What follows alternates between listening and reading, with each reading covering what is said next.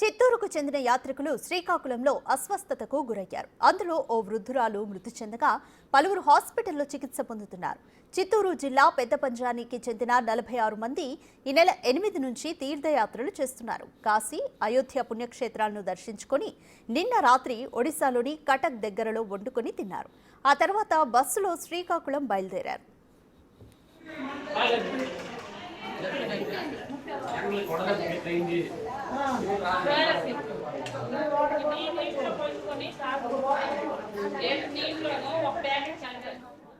ఇక రాత్రి ఇచ్చాపురం సమీపానికి వచ్చేసరికి అస్వస్థతకు గురయ్యారు. బాధితులు ఇచ్చాపురం ప్రభుత్వ హాస్పిటల్లో చికిత్స పొందుతున్నారు. అందులో ఒకరు మృతి చెందారు.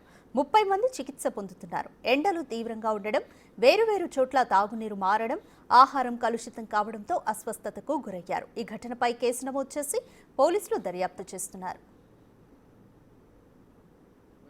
పెద్ద పంజాని మండలం చిత్తూరు డిస్ట్రిక్ట్ మాది.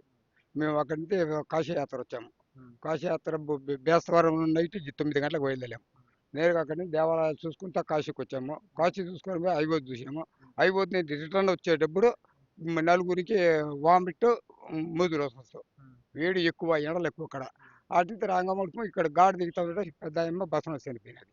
7 మందికి వామిట్, మోషన్స్, సుస్తు ఎక్కువ, ఎక్కడైతే అట్లా నిలబట్టుకునేది అట్లా అయిపోయింది. దాని ద్వారా వచ్చి ఏదో ఈ ఆసుపత్రిలోకి వచ్చి ఈ ఆసుపత్రిలో జాయిన్ చేసాం సార్ మేము.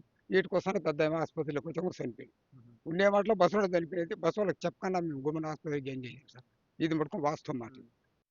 సలవాపల్లి